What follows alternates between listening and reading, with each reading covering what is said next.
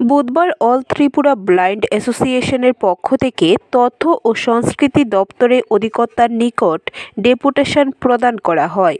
প্রতিবন্ধী ব্যক্তির অধিকার আইন 2016 অনুযায়ী দৃষ্টিহীন প্রতিবন্ধী কর্মীদের জন্য বসার ঘর, ডেস্ক এবং টয়লেটের অ্যাক্সেস যোগ্যতা নিশ্চিত করা, দৃষ্টিহীন প্রতিবন্ধী শিল্পীদের দপ্তর কর্তৃক আয়োজিত বিভিন্ন অনুষ্ঠানে অংশগ্রহণের সুযোগ প্রদান সহ মোট 7 দফা দাবি আদায়ের লক্ষ্যে এই ডেপুটেশন প্রদান করা হয়।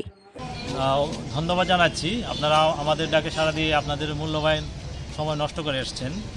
আজকে আমরা অল ত্রিপুরা ব্লাইন্ড অ্যাসোসিয়েশনের পক্ষ থেকে রাজ্যের তথ্য এবং সংস্কৃতি দপ্তরের মাননীয় অধিকর্তা শ্রী বিম্বিসার ভট্টাচার্য মহাশয়ের নিকট দৃষ্টিহীনদের স্বার্থ সংশ্লিষ্ট মোট 7 দফা দাবির ভিত্তিতে ডেপুটেশনে মিলিত হতে যাচ্ছি।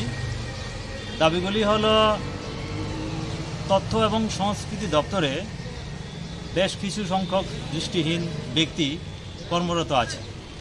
আমরা লক্ষ্য করছি দৃষ্টিহীন কর্মীরা নানানভাবে মানসিকভাবে হয়রানির শিকার হচ্ছেন। পাশাপাশি কেউ কেউ ব্যক্তি তাদের সঙ্গে অশালীন ভাষা ব্যবহার করছে, সেটা যাতে বন্ধ হয় তার জন্য আমরা দাবি করছি। পাশাপাশি আরেকটা হচ্ছে, গত 2022 সালে তথ্য এবং সংস্কৃতি দপ্তরের যারা ফোক আর্টিস্ট, লোকশিল্পী রয়েছেন গ্রুপ ডি, তাদেরকে প্রমোশনের মাধ্যমে গ্রুপ সিতে উন্নীত করা হয়েছিল। সেই ক্ষেত্রে ব্যুরো রিপোর্ট, খবর ত্রিপুরা।